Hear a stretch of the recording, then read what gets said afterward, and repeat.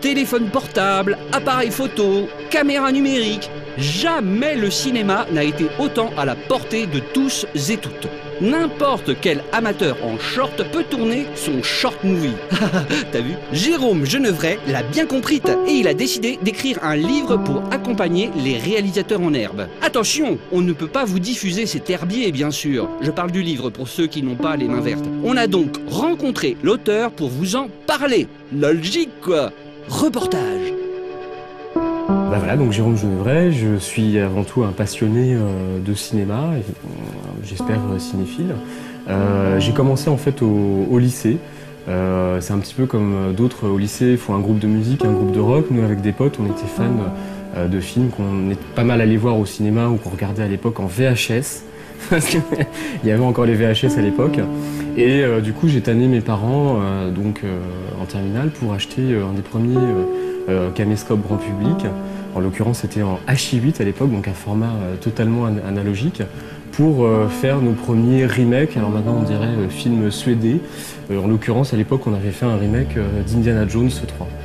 Et voilà, petit à petit, on s'est pris au jeu, certains ont continué, et à chaque fois, on essayait de faire de plus en plus pro, en essayant de s'améliorer à chaque fois, en apprenant de nos erreurs, en rencontrant des gens qui étaient déjà des professionnels dans leur secteur, musiciens, monteurs, maquilleurs, et pour petit à petit progresser. C'est comme ça en fait que cette passion est devenue mon métier aujourd'hui, et je suis vraiment super content que ça soit comme ça, quoi.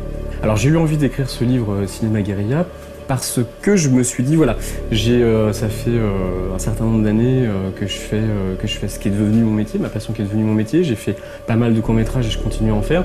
Et quand on était lycéen, on faisait les choses avec beaucoup de passion, mais pas dans l'ordre et sans avoir les connaissances techniques et la méthode.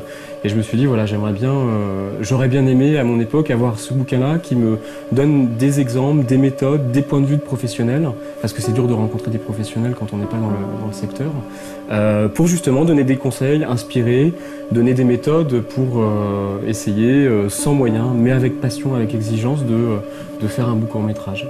Ou peut-être plus qu'un court-métrage. Elle, c'est maman. C'est la meilleure maman du monde. Enfin, j'en suis presque sûre, mais parfois, papa dit que maman est nulle, et papa a toujours raison. En tout cas, maman, c'est la princesse de papa. Et comme les princesses dans mes contes, parfois, elle est enfermée dans sa chambre et elle pleure pour qu'on la délivre. Une fois, papa et maman sont allés visiter le parc des pandas en Chine. Quand ils sont revenus, maman avait l'œil tout noir. Elle m'a dit que c'est le souvenir qu'elle avait ramené du parc des pandas. J'ai trouvé ça super cool. Une fois, papa a amené maman au grenier pour lui montrer quelque chose. Quand ils sont redescendus, maman avait le nez tout rouge. Elle m'a dit qu'ils étaient montés chercher des costumes pour me faire un spectacle de cirque. Elle a joué un numéro de clown, ça m'a fait beaucoup rire. Une fois, j'ai vu maman nue dans la salle de bain. Elle avait une grosse cicatrice sur l'épaule. Elle m'a dit que c'était le signe de reconnaissance super secret de l'école de sorciers à laquelle elle allait. Et puis elle m'a fait promettre de ne le dire à personne. Les jours ont passé et maman a continué à nous raconter des histoires incroyables qui nous faisaient beaucoup rire. Et c'est comme ça que maman est morte. Alors en général, c'est de toute façon la guerre de faire un film, y compris les longs métrages. N'importe quel réalisateur qui réussit à faire son long métrage, quelle qu'en soit la qualité, il a quand même fait la guerre, et pour ça il doit avoir des lettres de noblesse et être respecté par les spectateurs, même s'ils n'ont pas aimé leur film. Après, moi, dans le côté cinéma guérilla, c'est pas vraiment l'aspect guerrier qui m'intéressait, malgré le terme, mais plus l'aspect alternatif, c'est-à-dire de pouvoir bousculer les lignes, mais sans réinventer la roue. C'est-à-dire toute personne qui a envie de faire du cinéma aujourd'hui, et donc équipée d'un téléphone portable ou d'un appareil photo, va faire son tournage dans les règles de l'art, mais en modifiant certaines règles, en contournant certains obstacles, pour justement aller à ses fins. Et pour donc rentrer en mode guérilla, il faut connaître les règles du système, connaître les difficultés pour les contourner et pas rentrer dedans de manière frontale. Donc il ne s'agit pas de réinventer la roue, mais voilà, simplement d'adapter les méthodes de tournage aujourd'hui à ce qu'elles sont avec les moyens qu'on a aujourd'hui. Oh. Oh.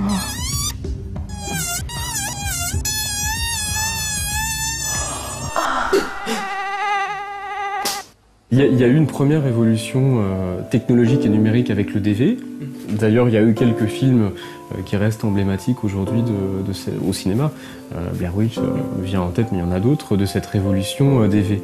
Mais le problème du DV, c'est que c'était quand même une image qui était assez pourrie, beaucoup mieux que le VHS. Mais moi, ça fait 20 ans, enfin, voilà, depuis que j'étais au lycée, parce que je faisais de la photo aussi avant, donc un appareil photo analogique, je me disais, mais quand est-ce qu'il y aura un appareil photo qui enregistre des images à 25 images par seconde, aussi belles que les photos que je prends? Et c'est pour ça que les DSLR, c'est vraiment emblématique de cette révolution numérique qui a commencé avec le DV, parce que voilà, là aujourd'hui, on a pour 500 € un appareil photo qui fait une qualité d'image comme de la pellicule, donc qui peut passer au cinéma. Donc on a vraiment quelque chose de très démocratique, c'est un petit peu comme quelqu'un qui veut dessiner. Avoir un papier, un crayon, ça coûte rien, donc ce qui fait la différence, c'est le talent, l'engagement, la culture cinématographique qu'on a, et voilà, la pugnacité qu'on met dans notre œuvre. Et voilà, là c'est vrai que ça arrive vraiment aujourd'hui. Ça a été un petit peu annoncé avec les appareils avec les téléphones portables qui avaient pas une qualité super, mais vraiment quelque chose de très compact qui permettait de tourner n'importe où. Mais aujourd'hui, voilà, c'est des appareils photo qui bouleversent le cinéma. Je voulais pas faire un livre qui soit académique, non plus un livre dogmatique, puisque je prétends pas détenir les clés du système. D'ailleurs, il n'y a pas une façon de faire, il y a plusieurs façons de faire. Par contre, on sait grosso modo ce qu'il faut pas faire et les ordres qu'il est mieux de faire quand on construit un film. Et justement, je voulais aussi l'apport de plein de professionnels qui ont plus d'expérience que moi, et surtout qui ont une autre expérience que moi, pour que le lecteur il puisse confronter différents avis et se faire sa propre opinion. C'est avant tout un livre pour motiver et développer son exigence et son sens critique. Toutes les étapes dans la construction d'un film sont évidemment importantes. Il y en a une qu'on a souvent tendance à amoindrir, à passer un petit peu vite parce qu'on est tout excité à l'idée de tourner le film et on a des images en tête qui viennent et c'est super et je connais complètement ça. C'est l'écriture. Il y a plein de réalisateurs dont moi je me disais ça avant et je l'ai réalisé il y a peu de temps, c'est que on sent quand il y a des trucs qui sont pas parfaits dans notre écriture, puis on se dit toujours ouais de toute façon après au moment du tournage on verra, puis il y aura le comédien qui interprète ça, puis au moment du montage ça ira.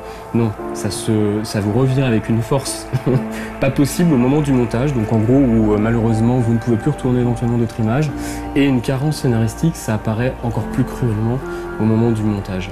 On s'en rend rarement compte finalement au moment du tournage quand on n'est plus dans la joie, dans la liesse, dans l'énergie de tourner.